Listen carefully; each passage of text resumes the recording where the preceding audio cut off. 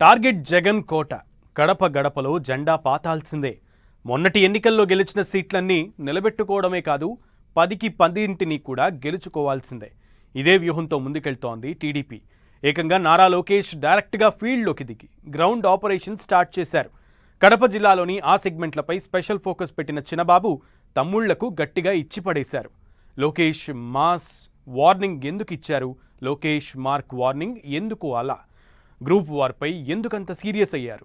లోకేష్ అల్టిమేటంతో లీడర్లు మారేనా?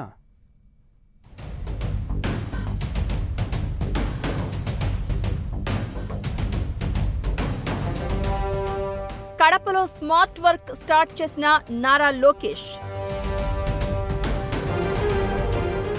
జగన్ కోటలో లోకేష్ మార్క్ రాజకీయం, తమ్ముళ్లకు స్ట్రాంగ్ వార్నింగ్ ఎందుకిచ్చినట్లు, కడప జిల్లాపై ఫోకస్ పెంచడానికి రీజన్ ఏంటి, లోకేష్ హెచ్చరికలతో కోల్డ్ వార్కు ఎండ్ కార్డ్ పడేనా? కడప జిల్లా అప్పట్లో కాంగ్రెస్, ఆ తర్వాత వైసీపీకి కంచుకోటగా ఉంటూ వస్తోంది. గత ఎన్నికల్లో జగన్ ఇలాఖాలో కూటమి మెజారిటీ సీట్లు సాధించింది. ఉమ్మడి కడప జిల్లాలో 10 అసెంబ్లీ సీట్లు ఉంటే టీడీపీ 5, జనసేన, బీజేపీ చెరో చోట గెలిచాయి. వైసీపీ 3 సీట్లతో సరిపెట్టుకోవాల్సి వచ్చింది. కడప, ప్రొద్దుటూరు, కమలాపురం, మైదుకూరు, రాయచోటిలో టీడీపీ జెండా పాతింది. జమ్మలమడుగులో బీజేపీ, కోడూరులో జనసేన గెలిచింది.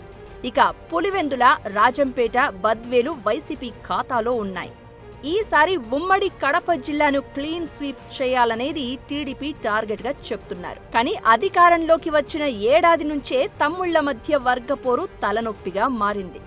గ్రూపు రాజకీయాలతో ఒకరిపై మరొకరు పైచేయి సాధించే ప్రయత్నమే తప్ప పార్టీ బలోపేతం కోసం చర్యలు తీసుకోవడం లేదని గ్రహించిన TDP working president Lokesh Kadapa గడ్డపై నుంచే తమ్ముళ్లకు సీరియస్ వార్నింగ్ ఇచ్చారు.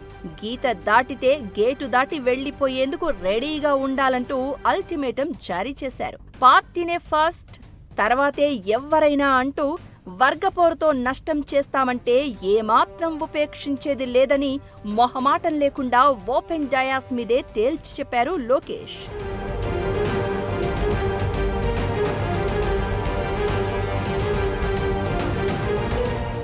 కూటమి అధికారంలోకి వచ్చిన తర్వాత కడప జిల్లాలోని ప్రొద్దుటూరు, రాయచోటి, కడప, పులివెందుల, బద్వేలులో పాత కొత్త నేతల మధ్య కోల్డ్ వార్ నడుస్తోంది.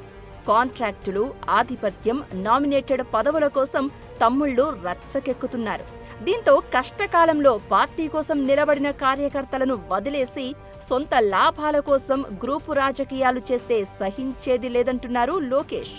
క్రమశిక్షణ తప్పితే ఎంతటి వారైనా పక్కన పెట్టడానికి వెనుకాడమనే సంకేతాలు ఇచ్చేస్తున్నారు. కడప జిల్లాలో బహిరంగ సభలకే పరిమితం కావడం లేదు లోకేష్. నియోజకవర్గాల వారీగా కీలక నేతలతో 1-to-1 భేటీలు కూడా నిర్వహించారు. గ్రూపులు కడితే టికెట్ కట్ అంటూ ఇప్పటికే లీడర్లకు మ్యాటర్ చేరవేశారు. వచ్చే ఎన్నికల్లో సీటు కావాలన్నా, పదవులు దక్కాలన్నా స్థానికంగా అందరినీ కలుపుకు పోవాల్సిందే అంటున్నారు. లీడర్ల ఇగోల కోసం కార్యకర్తలను ఇబ్బంది పెడితే ఊరుకోను అంటున్న లోకేష్ నేతల పంచాయతీని రోడ్డుపైకి తెస్తే డిసిప్లినరీ యాక్షన్ తప్పదని స్ట్రెయిట్ వార్నింగ్ ఇవ్వడంపై పార్టీలో డిస్కషన్ నడుస్తోంది.